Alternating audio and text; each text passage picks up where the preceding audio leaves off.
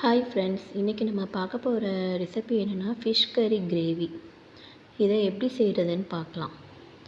இதுக்கு ஃபஸ்ட்டு ஒரு இட்லி பேன் எடுத்து போன்லெஸ் ஃபிஷ்ஷை அந்த இட்லி பேனில் ஒரு 10 மினிட்ஸ் நம்ம வேக வச்சிடணும்.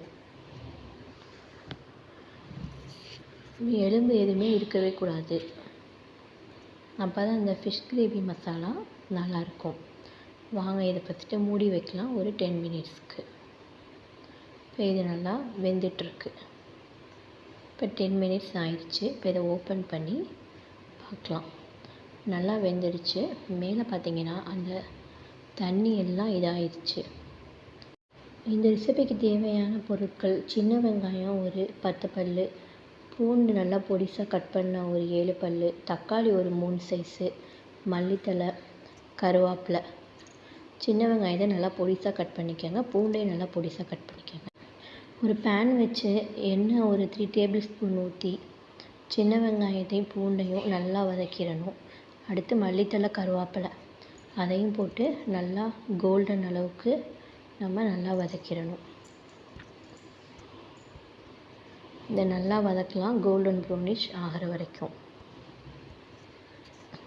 அந்த பூண்டோட ஃப்ளேவர் நல்லா இதில் இறங்கணும். கருவேப்பிலை, மல்லித்தழை எல்லாமே நல்லா வதங்கிட்டுருக்கு. இப்போ நம்ம என்ன பண்ணணும்னா, தக்காளி பொடிசாக கட் பண்ணி வச்சுருக்கதை இதில் ஆட் பண்ணி நல்லா தக்காளியையும் நல்லா இதிலே வதக்கணும். நமக்கு ரெசிபிஸ் நல்லா இருக்கணும் அப்படின்னா நம்ம எந்த அளவுக்கு வதக்கி செய்கிறோமோ அந்த அளவுக்கு டேஸ்ட் நல்லாயிருக்கும். தக்காளியும் இதை போட்டு நல்லா வதக்கணும்.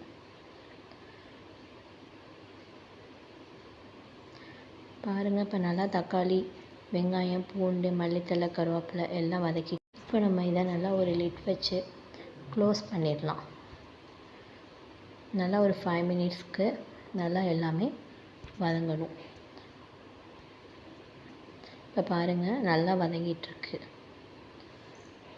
வெங்காயம், தக்காளி, மல்லித்தழை, கருவேப்பிலை எல்லாமே நல்லா வதங்கிடுச்சு. வாங்க இப்போ இந்த ரெசிபிக்கு தேவையான மசாலா சேர்க்கலாம். மஞ்சத்தூள் 1 டீஸ்பூன், மிளகாத்தூள் 2 டேபிள் ஸ்பூன், காரத்துக்கு தகுந்த மாதிரி நீங்கள் சேர்த்துக்கோங்க. நான் மிளகாத்தூள் 2 டேபிள் ஸ்பூன் ஆட் பண்ணுறேன். அப்போ தான் கொஞ்சம் இந்த கிரேவியோட டேஸ்ட் நல்லாயிருக்கும்.